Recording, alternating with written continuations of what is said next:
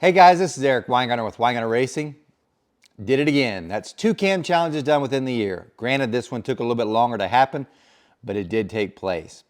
This video is going to be a recap of the events that took place in the cam challenge and how things kind of stacked up.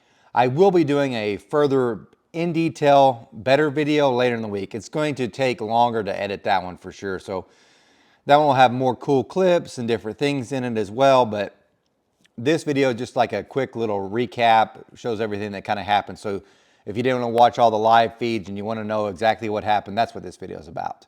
So before I do that, I need to thank the people that actually made this happen. The biggest one goes to Gary Dunsworth at Dunsworth Machine. Without him, none of this could have taken place. We got to use his dyno, and also he helped a ton on the engine. So if you watch a live feed, you know what I mean. He did quite a bit. So it's a huge thanks to him. I also need to thank Kuntz Racing, or GPI, they're the same company, for supplying the short block that made this happen. And don't worry, I'll give all the details on the engine in this video as well. Chris Straub supplied the lifters, and Summit, they gave me these banners and I forgot to hang them up because I was so busy during the competition, but I do plan on having those up behind me in the future. But they supplied a lot of the parts for the engine. So Kuntz supplied the short block, but there were still a bunch of other pieces still even needed.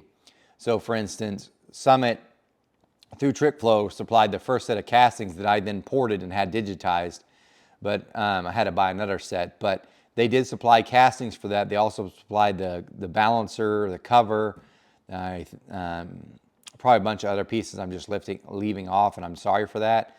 But they supplied that. Daniel Powell supplied the timing chain for that. If I leave someone out, I'm not trying to be that way. I promise you I'm not. There's just so many people that helped along the way. As I go through the video, I'm sure I'll say them, but a lot of those pieces that came together are helping from that. So what is this engine? Well, it's a small block Ford, and it's a 427. So it's a Kuntz small block, and that's a dart block. It's got a 4125 bore, 4-inch stroke. And it has a set of my TrickFlow high port heads on it. They're 253 cc's when they're all CNC ported. And depending on which bench, on this bench, the Superflow goes 371 CFMs.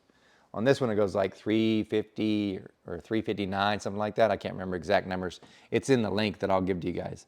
Really good. On both the benches at 400 valve lift, it flows 280. That's outstanding. It's a 2 125 intake valve, 1 600 exhaust valve. It has a 70 cc combustion chamber. The compression ratio for this deal was like 11.2. I'm fairly certain on that. All that stuff's in this link that I'll talk about in the video, but it's about 11.2 compression ratio. We could have run it on pump gas. I chose not to on any of these, didn't do it on the LS either, just for safety margin. So it was all ran on 110 race gas. Could have done it on 91. We have 91 here, we don't have 93. Could have done that and everything would have been fine. Just didn't, just for the safety factor of everything that's involved. So the intake manifold's a BMP intake, and I fully ported that one, and it originally was a 4150, but it's adapted to a 4500 Dominator flange, and we ran a Dominator, 1050 Dominator carburetor up top. Is that the best intake that could have ran? Probably could have made 20 or 30, I would think, more with the CHI Commander. And you might say, why didn't you do that? Well, this is a cam challenge, so the thing we got to think about is how many parts I need to take off and put back on to save time, because time is your enemy. So on a BMP intake, for those that don't know, if you're in the Ford world, it actually has the regular water outlet. That's great. The Commander has the two that you'd have to make something yourself and rig up. We didn't have that. It didn't have the intake anyway, and at the time I think it was a weight anyway. So it wouldn't have been a big, couldn't have got it, and it'd been too much of a, more of a hassle on the dyno. So yeah, I probably gave up 20 horsepower, something like that. That intake is not bad. I mean, it did make over 700 horsepower on a real dyno, and I'll talk more about that in this video too. But the headers were a set of Schoenfeld dyno headers, and it just made things easier. Life so much easier with those. They're a 1 7/8 step to a 2-inch, I believe. I'm probably saying that wrong. All the stuff's in there. The problem is, and seems like I'm wishy-washy, all the exact details are actually in this small block Ford Cam Challenge link. The problem is I've got so many other stuff to remember, sometimes I forget. But I know it ended with a 2-inch, but it was a stepped, because they couldn't do a 2-inch right off the head for whatever reason. So I think it was either a 1 3/4 step to 1 to 2 inch, or 1 7/8, and I think it's 1 7/8. Seem wishy-washy, all the exact details are in the thing. Regardless, you get the idea. Carburation was a 1050 Dominator that I've been using for everything. It's their Sportsman series from Holley. It's one of their cheaper Dominators. It's not bad.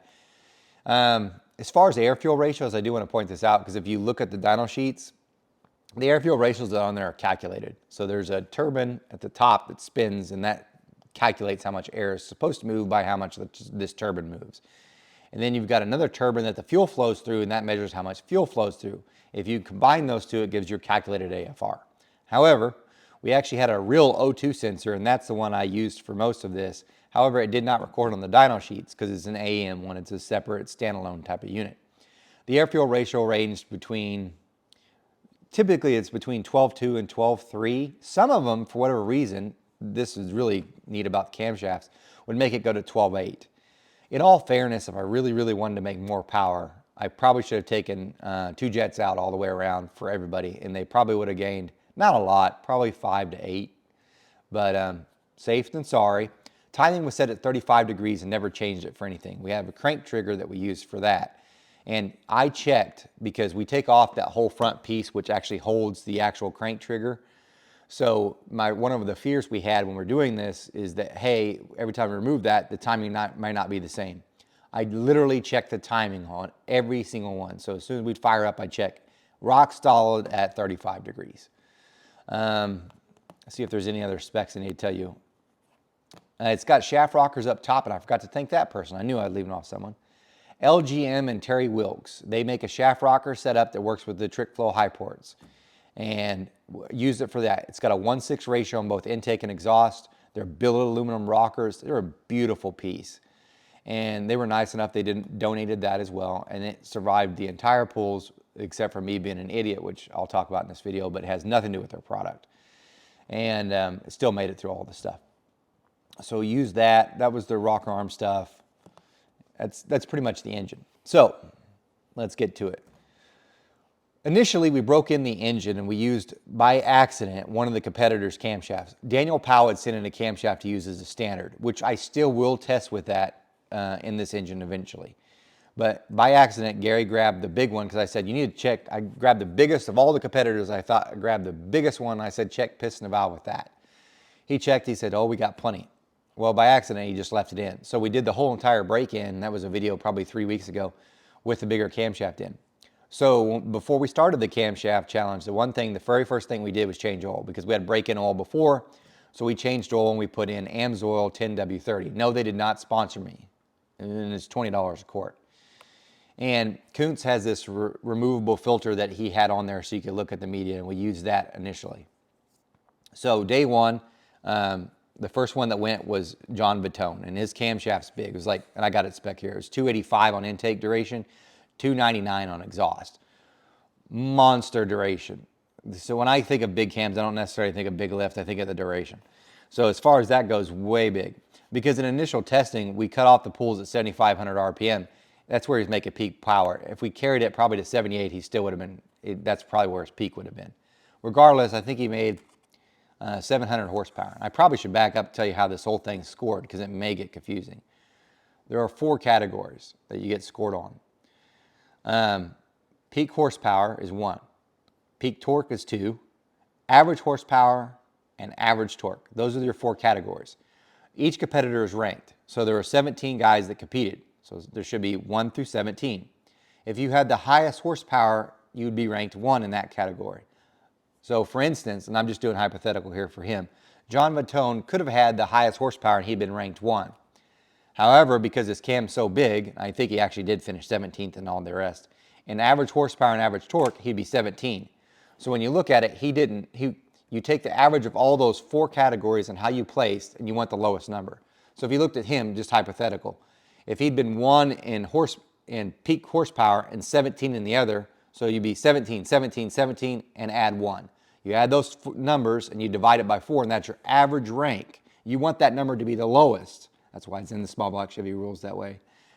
So you want your rank to be the lowest. His, because he has 3 that were 17s, it brought down his average place, and that's what affected things. So great peak power he had, not so good on averages. Now you might, and by the way, he was down from what we did in pre-testing. You might say, how'd that happen? Well, a couple things. One, we changed oil. Don't know how that affects things. Wasn't like we did it because we used the Gibbs break-in oil. Two, we used to use a Dominator air hat, and we usually don't change that on the dyno because Gary does so much stuff with 4150. It's so rare that he does Dominator stuff. So he doesn't really change his whole air hat setup to measure the airflow because he's so used to doing 4150, 99% of that. But for the challenge, we put the 4500 one on. That's a little different. Also, it was definitely hotter when we went to test now versus then. So the power is down a little, I would say. Not a ton, but down a little. So he went first, and then Gerald Brand went second. And the way that the order was supposed to run was supposed to be smallest intake duration to largest intake duration. That's how the run order was going to be. So really, John Vitone was supposed to go dead last because he had the most intake duration. The smallest intake duration was Gerald Brand's, so he was the first one up. And this is where things right away got interesting because he almost made the same peak power as John Vitone, but his averages were fantastic. And just to give you an idea, his intake duration was 254 degrees. So we just got done doing John Vitone's at 285. He's 254. 30 degrees less intake duration, almost the same peak power, considerably more average horsepower and average torque. So he then takes over the lead, but he's only got two that went. The next guy that went was Tim Hillard. And the change of camshaft, I need to back up to a little bit, takes about an hour and 10 minutes if things go right. And honestly, there are lessons that were learned over the week that would have made things probably speed up or slow down. So the biggest thing as far as time-wise that takes up the most amount of time is absolutely lashing the valves. So we could take apart the whole engine and stuff relatively quickly. The thing that makes it kind of slower about the disassembly itself too is because it's shaft rockers, you can't just pull off one rocker at a time. You have to pull off the pair. So that means both have to be on the base circle. You can't do it when any of the valves are open, because if you were to do that, it would break the shaft. So you have to bump the engine over, make sure they're on the base circle, then loosen it off. And that takes a little bit of time. But the same thing happens then when you have to put them back on. It has to be on the base circle so you can tighten them down so you don't break the shaft. And then you go. So that adds a lot to the time, because the actual disassembly and stuff, as far as the taking off the intake, that was kind of a deal, not horrible, but what happened, this is one of the problems that happened on day 2, is the intake bolts on the head started stripping. And I'm not talking like head bolts. The intake manifold bolt holes started stripping. That was not fun.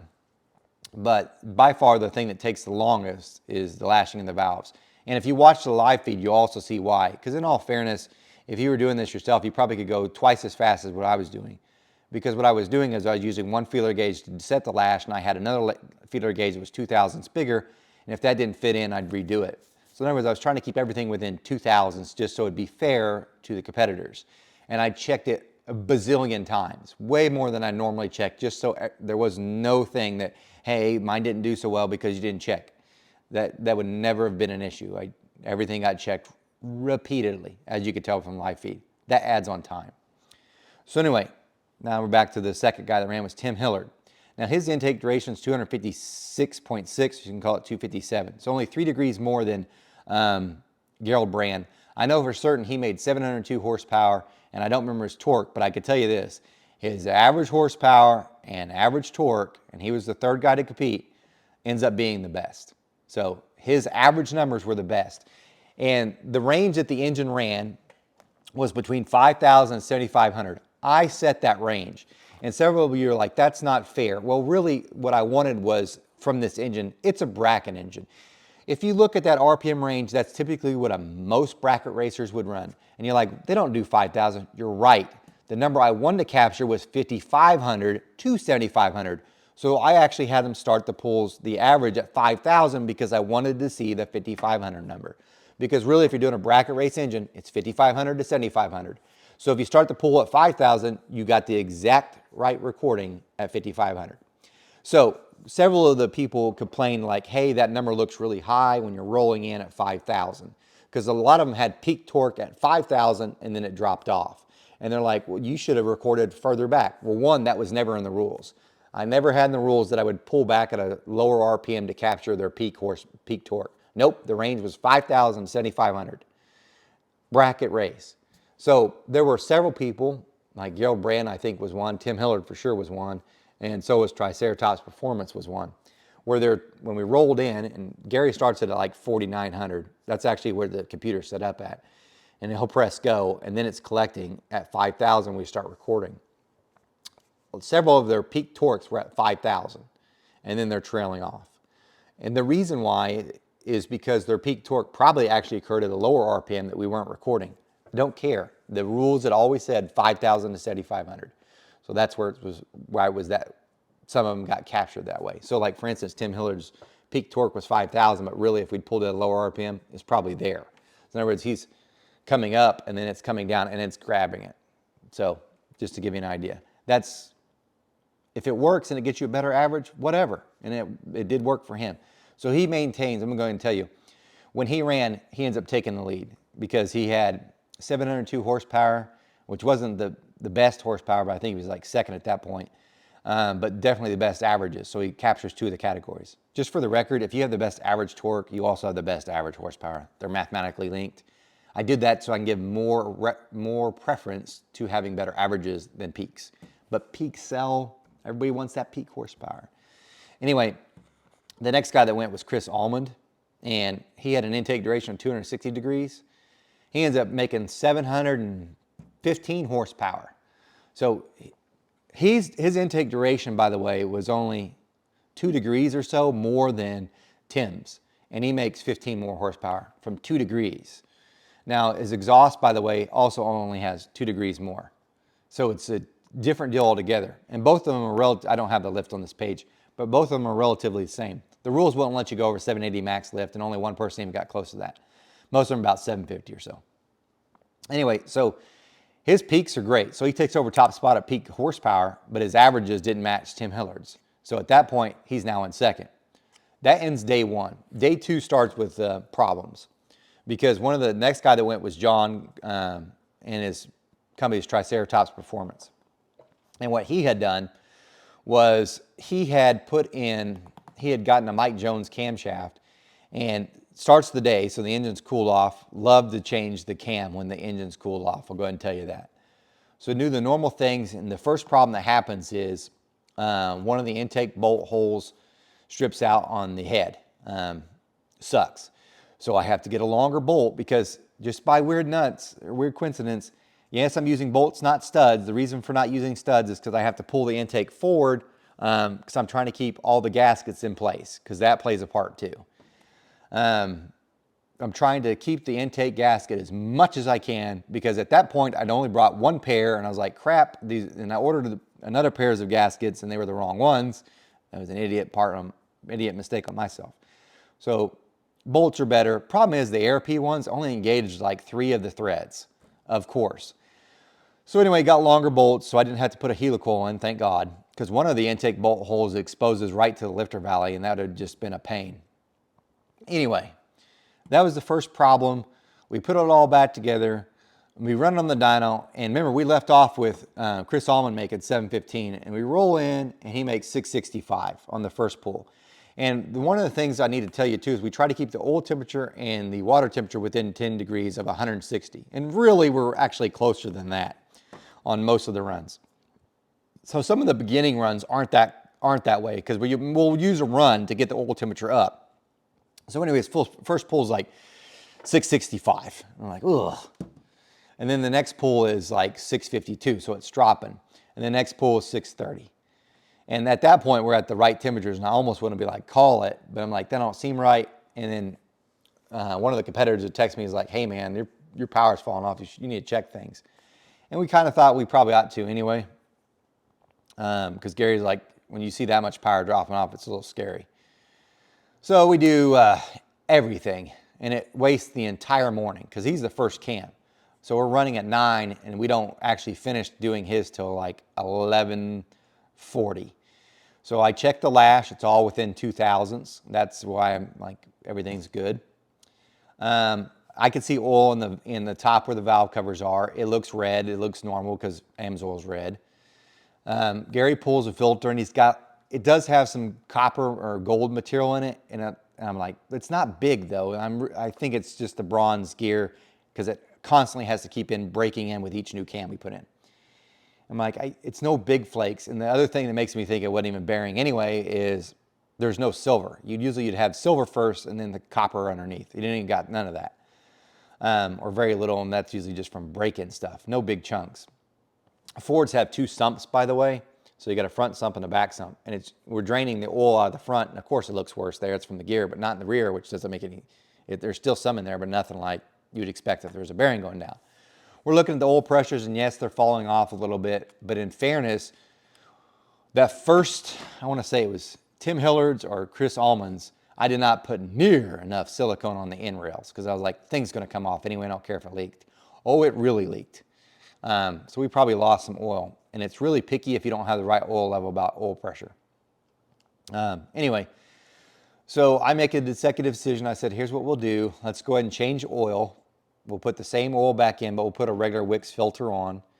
So because the Wix filter is bigger than Kuhn's, I added a 1/2 quart. So at that point, it had slightly more oil, maybe a 1/4 more quart of oil than what it had before, whatever. And I said, we'll make a run and we'll see how the oil pressure is. If it drops off again, we'll know. Well, it didn't drop off. It stayed high, but the power went down to like 618.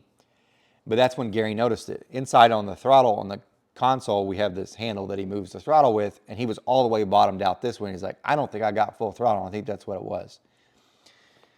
There's probably more than you want to know, but where the throttle is inside your dyno console, there's its own water activated valve there. There's another one that's outside where the engine is, it has one there. It just needed bled or something, and it just, for whatever reason, it wasn't right. Now, that got people paranoid that we didn't have wide open throttle on day one, but I recorded the manifold vacuum for all the runs, so clearly you could see that it did have wide open throttle those days. Anyway, got it all set up, moved the live feed out to where they could see the throttle opening because I went out there and looked when he went wide open. Now it's wide open throttle. Set the live feed up just to see if it would go away during the run because maybe that was what was happening. Like maybe the throttle was open and then the thing was allowing it to back off. Set up the live feed and made a pull right to 686 horsepower. So it went from 618 to 686. The whole time, all that chasing, the entire morning, is because the throttle wasn't open. It had nothing to do, the engine wasn't damaged or nothing. So we wasted a lot of time on that, a lot. And the live feed guy's like, nope, you're wide open throttle. Great. He ends up making the best peak torque, by the way. He ends up making 586 foot-pounds of torque. So #1 guy for peak torque was John from Triceratops Performance. Great run. So that took the entire morning on Tuesday. We go into Tuesday afternoon. Walt goes next. He's a 261. He does really well, but he doesn't really, he's close to the top, but he's not there. So you could tell he's not in the running. He doesn't own any of the categories, so he's not #1 on those, but really, really great. Sorry, I shouldn't say Walt. I grabbed the wrong one. Walt was supposed to go next, but because I'm an idiot and I saw 2 letters, I grabbed the wrong camshaft and I grabbed P&M. So he actually went next because I'm an idiot. And then I grabbed Walt's next. And both of those did really well. They just didn't do it. And I want to say, if he didn't start the day, yeah, he did. That ended that day. So starting Wednesday, I'm like, let's get out of it. Hopefully no more bad luck happens. Everything's going to go smooth. Had to change the intake gasket on the one side starting Wednesday because, of course, I even put oil on that right there by the water jackets just so like it won't keep trying to pull it off on that driver's side for the Ford, or shouldn't say driver's side, passenger side of the engine, 1, 2, 3, 4 bank for the Ford. That gasket kept trying to rip at the back no matter what I did. So I had to change that gasket on that side, and that took some time. Put Chris Straub's in. We make some pulls. He does what his is. He's a 263, 273. He does well. Then we do Jacob Gibson, which this is interesting too, and I should have done a comparison. Here's the difference between the 2 cams. Chris Straub's a 263, 273 on a 108. The next guy that went was Jacob Gibson. He was a 263, 274 on a 108. I should have looked at theirs because they have the exact same duration on intake, 1 degree difference on the exhaust. I should have done a comparison. I'm going to ask Gary the next time I go there to print that off. That'll be interesting. He went, and then Brian Haflinger, which is IMM Engines, he went next. He's a 264, 283. All of them do great, but they're not, the leaderboard isn't changing. And that brings into the following day, which I think is Wednesday at this point, and that brings in Brent Likens. He had a 265, 282. And then if you watch a live feed on this, and I will take some of the heat for this.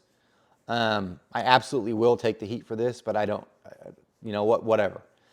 Brent was kind of smart. He actually pushed the limits on the valve lift. So of all of them, he was the closest to the 780. He got I think it was 779 or whatever. Anyway, what he did is he knew we weren't degreeing in camshafts, and you could beat me up on that all you want. There's not enough time to degree in every camshaft. There simply is not. That would take longer than doing the lash. There's not enough time. So whatever. What Brent did was he's like, I got an idea. If for those that don't know Fords, here, I'll just pull this one out. By the way, this one's is in a giveaway. This is a Ford. So a Ford has one dowel pin hole and some have two. Okay, you can run both as long as your timing chain has both. But what Brent did when this was smart, he had one hole built that was a straight up position. So it'd be as if, I don't even have his specs right in front of me. I think he said 113. This first pin hole that he might have had it's 113 LSA, but he has it installed at 113. His second pinhole, he had it drilled differently. Usually these are 180 off. So regardless, whichever one, you would have the same. But on the second pinhole, he did something different. He had a ground with an 8-degree advance. So instead of it being, so he's 113 LSA, 113 installed on this pin, this one had an 8 degrees advance built into it. So instead of it being 113, it was 105. That's the position he ran to start off with.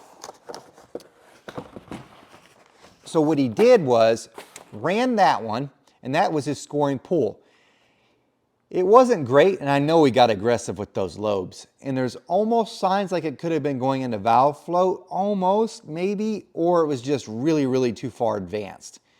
And he got done running, and one of the things he put on his note when he sent the cam in is, I really would like to see it tested at the different position. And he understands this will not be part of the competition. So, because whatever you say is what we're doing. And the second one, that's not part of the competition. But we're on the dyno, and I don't mind telling people this. We're on the dyno, and Brent's texting me, and texting while I'm trying to work is probably not the best idea, but the one difference is he offers money. So when someone's texting me while I'm working and they're bugging me, they're not making me not make money, and it makes me angry. He offers money. He says, I'll pay you $400 and Gary $400 if you'll change it right now. And I was like, I don't know if Gary will go for this. So I tell Gary, and he goes, I'd do it for that. That's why on the live feed you saw it change. And you could beat me up all you want, but I didn't make any money on this thing. After all is said and done and all the bills and everything with this, I did not make any money at all, because I'm getting ready to get to the next problem, because I was like, yes, I got $400 until I had to buy some more parts. Yeah. But anyway, so that's why you saw on the live feed we changed it. So his next pull is at straight up position. His peak power jumped to like 715 or something like that, way up there. So he went from making 700 to 715 from that. And I was like, you should have done that. And then Gary brought up the overview. And this is in that Cam Challenge data link if you would like to see it. His score would have been worse. He would have scored worse. So it looks great at the peaks, but he would have scored worse. However, now you have the difference in the timing of that. So anyway, that got done, and here's where the first problem happens. These Fords, which I just showed you, you got a shaft in the center, and that timing chain gear rides over the top of that. That's a long shaft, and it's a pain. So, they're not all the same. This is another thing that infuriates me about the Fords in general. You can have, parts are never the same. There are 3 different cam bolts, not 1, 3. 3. That's, you know how many different cam bolts there are for a small block Chevy or an LS? They're all the same. They're exact same. So I shouldn't say LS is the same as small block Chevy, but every small block Chevy camshaft has the same bolts. Every LS cam has the same bolts. Every big block Chevy has the same bolts. Ford 3. But you have this shank on the front that you have to slide this gear on it, so it makes it way harder to put the gear on. It's probably more stable with it like that, granted, but for doing cam changes like this, pain in the rear. So you have to kind of pry, and if you watch live feed, you see Gary doing it. You have to pry to get it off, because that center shaft, some cams are extremely tight on that upper gear. Some are looser where it would come off normally. So he has to pry, and one of the downsides is, right behind that's the Torrington bearing that prevents the cam walk. When he's taking this off, it breaks the Torrington gear. And what I mean, the bearing. And what happens is the bearing has got these rollers that are on the center, and there's 2 outer shells on each side. When he's prying, it snaps that back one off, breaks it. I was like, crap. Because you know what I don't have? Another Torrington bearing. So I say, so luckily we're still in the AM or the PM part of the day, or getting ready to. So I have them order brand new timing chains, 2 of them, because that's another thing. There's a late model, then there's an early model. And I have them order both and send them next day air. One was $155 and one was $175. The next day shipping for air was $80. And by the way, the next day air doesn't mean it's always going to come in anyway. So the $400 was lost within 20 minutes because right away the gear alone and the shipping took away all but 20 bucks. I was like, dang it, dang it, dang it. But to go on with the thing though, I was like, I think, because it broke it where there's a little gap. So my fear is like, well, one of the roller bearings from the Torrington bearing can fall out. But I was like, it snaps on, it seems fine. Go, let's do it. Executive decision, keep going. So the next one that went with Keith Parks, and then we're like, hey, he does fine, by the way. He's 266, 272. And the next person after that is Tyler Newberry. Try it again. Because I'm like, got through 2. The gear will come in tomorrow. We'll get it changed. Stop. It made it through 2. Maybe it'll make through 3. So the next morning is Kuntz is up. Or not Kuntz. I think the next morning was actually Tyler Newberry. I ran his with it. And I'm like, yes, things are looking great. The UPS guy shows up. We've got our timing gears are there. Awesome. Great. I go to pull off the shaft rockers. Shaft rockers broke. This is Thursday, by the way. Shaft rockers broke. It broke off the ear on one of them. I was like, grr. But they sent me one spare. So I'm like, everything's good. Go to the passenger side. It's got another one that's broke off that way. And you might say, well, it's probably something you did. It probably is, or it's this. And this is me. And it's not on them. The stand, just so you get an idea, the stand that those rockers sit on, as it's running, it starts to wear just a minute amount of groove into that stand. From the flexing, it's wearing into that stand. Okay, perfectly okay that it does that if you just put the same rocker back in the same spot. But what I'm doing, because I'm an idiot, I'm just trying to get it off as fast as possible and just setting in the valve cover screw the order. So those rocker pairs are not going in the same spot. So there might be just a few thousandths that they're different. And eventually, as you're tightening down a few thousandths different, it develops stress in the shaft, and then it cracks, and then it breaks. I'm like, crap. Not the way I wanted to have happen. I called Terry Wilkes up in LGM and like, yeah, we'll get you one next day. I'll go ahead and save you the suspense. It doesn't show up. But Kuntz was next. It's their short block. I'm like, and Gary's like, I think if you just try pushing the pieces together and just tighten down that bolt, I think everything's going to be okay. Because half of it, if you look at the rocker shaft and live feed, half of it was there of the hole, and the other half was broke. So it's still being held down. I was like, well, let me call Kuntz. And Justin, who I dealt with, he's like, I don't care, man, run it. It ain't going to hurt anything. And that's what I do. So ran his next. He has probably a really, really wide split on intake to exhaust. He goes 272, 292. It doesn't break, and it works. And I'm like, yes, thank God. At that point, I've only got a few camshafts left. Let's just hope for the best. But I'm like, I start calling people, and I start calling Karsten Kafer. He's a German. That's his cam here. We'll talk about this because I'm giving this cam away. Call him. He's in a different time zone. He's like, I'd prefer to wait if the shafts will be there tomorrow. And they were supposed to be there tomorrow. And then I call Aaron Quinton, and he's like the same way. He's like, if you have to, don't let me hold you up and run it. If not, I can wait. And I called Joe Carroll, and he's like, I don't care. So I run Joe Carroll's. Joe Carroll's is the next one to run. He sets the new, and he ends up being the highest peak torque or peak horsepower with him. So he wins that category. So, yep, that does it that. Well, that ends the day. It's like 5 or whatever. We're going into Friday. I got 3 cams left. No big deal. About to finish this thing off. Looks like Tim Hillard's probably going to win it. And then I started looking at the results. And the last day is the most exciting because of this. Because of Joe Carroll's cam, what he had done, and it was just weird luck. Remember, you're average for the categories, and it makes it harder and more exciting. When we did the LS, Bobby had peak horsepower. He had peak torque, average horsepower, and average horsepower going into the last day. It would have taken a miracle for someone to knock one of those off. When you look at Tim Hilliard's, when you go on the last day, he's got peak horsepower, he's got average torque, average horsepower, and he doesn't have the other two categories.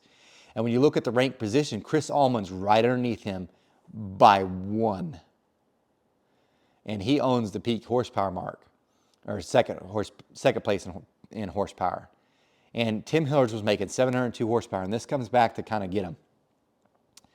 Because of the way it was, where he was, if any of the cams that go next, if they make more than 702 horsepower, he will lose a rank in peak horsepower, and he will lose. He'll finish second. So if any of the others that go, and I'm sorry I said 3, but there were 2 cams left. If any of those 2 make more than 702 horsepower, he'll finish second. The next one that goes is Karsten Kafer's. And his intake duration is, I got it right here, 272, and he has a 284 in exhaust. And I'm like, I think he's going to make more than 702. I think he is. And Aaron Quinton, his was different. He had a lot of duration, but the split was nothing hardly. He had 274 on intake, 276 on exhaust. I was like, I don't know. Because of that split, I don't think he'll do it. I was wrong on both accounts. And I bet you Tim was just watching that thing and was like, please don't make 702. I could care less about the averages. There's no way you're going to beat that one. Man, Karsten Kafer goes and does 702. And I think at that point it put Tim tied with Chris Allman. And that left Aaron Quinton. And he went last. And he made like 709 horsepower. And that moved Tim. So he had the lead the entire time until the last camshaft. And he finished second. So he did not end up with the ultimate winner was Chris Allman. And this is where things get a little interesting, and I like telling you. I called Chris Allman, tell him congratulations, and I'm going to brag on him just a little bit. And I know the video is probably already long, and he said it was going to be brief. Chris Allman had hit me up several times after the LS Cam Challenge saying, I don't care what the next one is. I want to be involved. I don't care. You just tell me what I need to do. I want to be in it. I was like, man, I don't even know. You just, whatever. Because I never even heard of him or nothing. We're at PRI, and we're doing that Cam Challenge thing, which I hope we have one this year because it'll be fantastic. And he literally gets up in front of everybody. And we got like 30 or 40 people there, and he's like, I want to be in it. How do I get in it? And this is in front of everybody. He's like, I'm the underdog. Let me have a chance. Because I even said I want the underdogs in this thing. I just don't want, I want somebody no one's ever heard of come in this thing and win it. And he did. So he came in, and I was like, well, I'll give you credit for having balls to do all that. Because here's the other thing, too. This is a small block Ford Cam Challenge. Major companies that people think of when they think of small block Ford cams did not enter.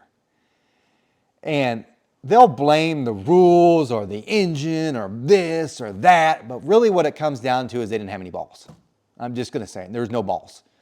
There's a few that I thought, man, you guys for sure, because everybody keeps, this guy's the master at Ford cams. Didn't even enter. So there's talking and then there's doing. Because right now, because they didn't enter, they still could say, I'm the best at doing camshafts.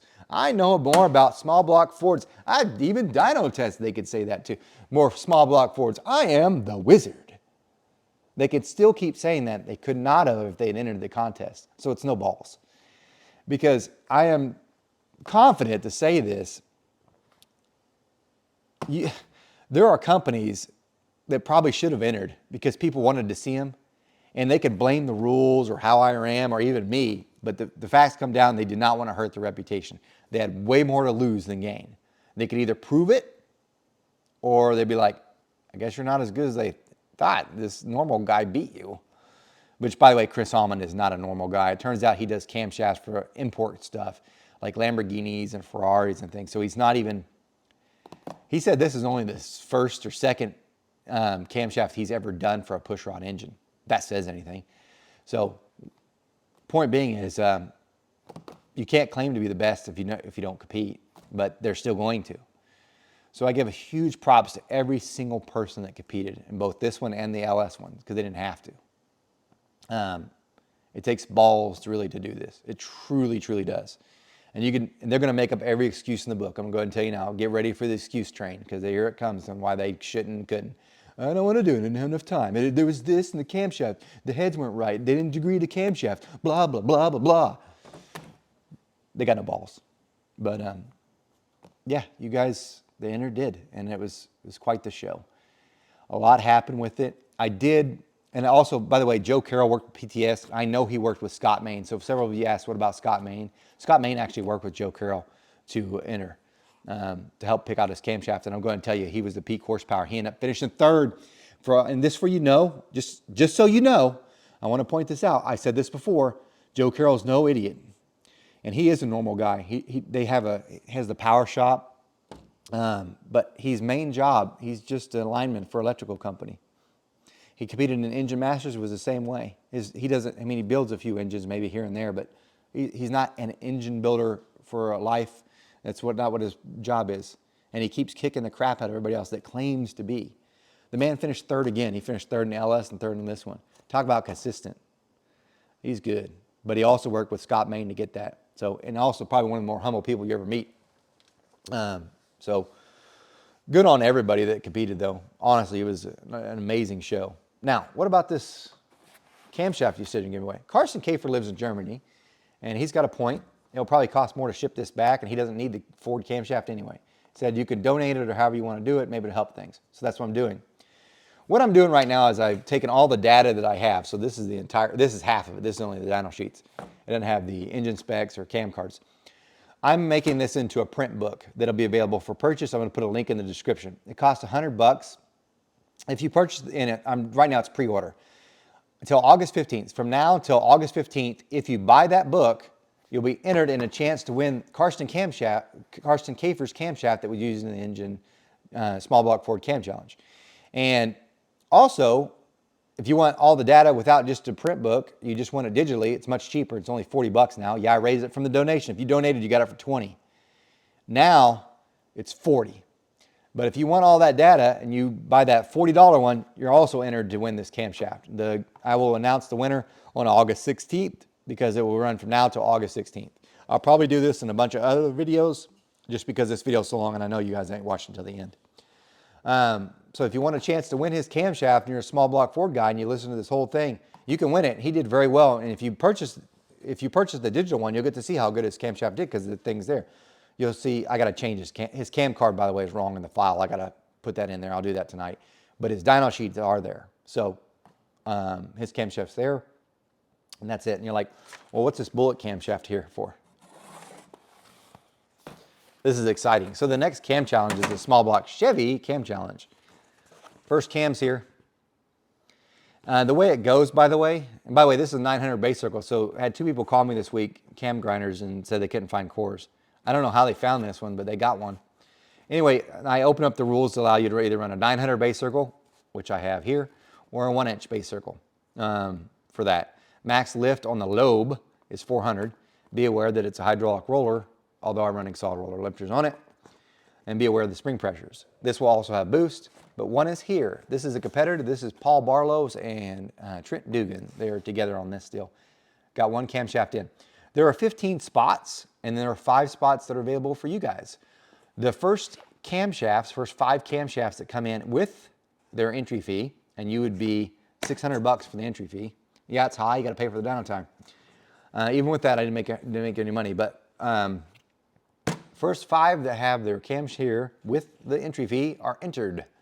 So if you're like, I want to be in it, even though I said for months to enter, and only 13 people did, you still can. Send the camshaft, send the money, be the first 5. Good luck to you. The rest of you, the other 15, you have till August 15th to get your camshaft here anyway.